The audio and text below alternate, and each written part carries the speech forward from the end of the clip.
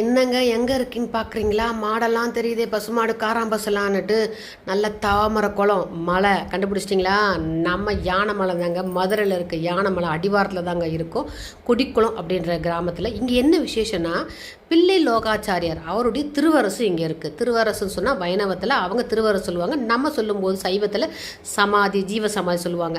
அவருடைய சமாதி இந்த மலை அடிவாரத்தில் இருக்குங்க. யாரால் நம்ப முடியுதா?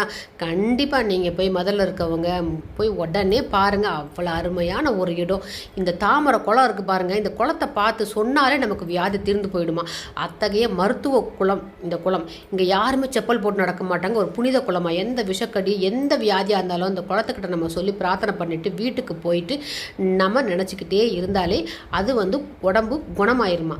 இந்த தண்ணி இங்கே ஒரு பெரிய சுனை இருக்குது. இந்த சுனை தண்ணி என்னென்னா, பிள்ளை லோகாச்சாரியார் என்ன பண்ணார், திருவரங்கத்திலிருந்து உற்சவரை கொண்டு வந்தார். ஏன்னா அங்கே முகமதுக்குடைய ஆதிக்கம் அதிகமாக இருந்து படையெடுத்து எங்கே உற்சவர் காணாமல் போயிடுவார்ன்ட்டு உற்சவரை எடுத்துகிட்டு வந்திருக்கிறாரு இந்த யானைமலை அடிவாரத்துக்கு. இங்கே பாருங்கள், யானைமலை அடிவாரம் தொட்டு கும்பிட்டது எனக்கு கைலாச மலையே தொட்டு கும்பிட்ட ஒரு உணர்வு இருந்துச்சுங்க. அழகாக தொட்டு அந்த யானைமலையை அப்படியே தடவி கொடுத்து ரொம்ப அருமையாக இருந்துச்சு, ரொம்ப சந்தோஷமாக இருந்துச்சு.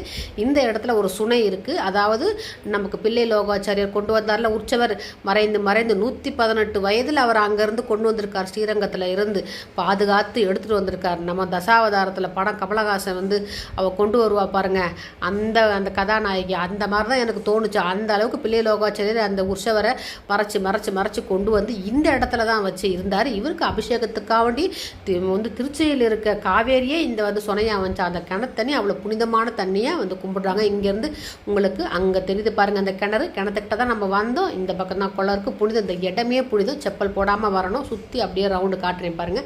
மேலே அப்படியே படிக்கட்டி ஏறி வந்த பிள்ளை லோகாச்சாரியுடைய திருவரசு இருக்குது. இந்த இடத்துல கற்பூரம் எடுத்துவாங்க போல இருக்குது. அப்படியே நம்ம நேராக போய் திருவரசை பார்ப்போம். ரொம்ப அருமையாக அமைதியாக உட்கார்ந்தார் இந்த இடத்துல. அப்போல்லாம் அந்த காலத்தில் எப்படி இருக்கும் பாருங்கள்.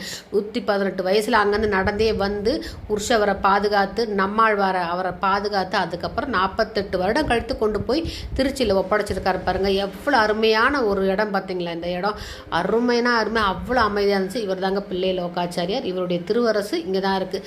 திருச்சியிலேருந்து கடைசியில் எங்கே அவருடைய திருவரசு இருக்குது பார்த்தீங்களா?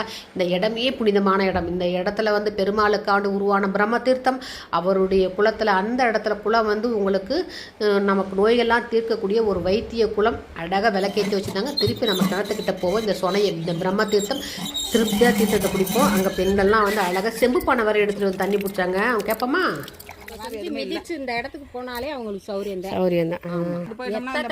இருந்தாலும் சௌரியமாயிரும். கல்லே விழுந்தாலும் கடப்பாறையே குத்துனாலும் சௌரியமாயிரும்.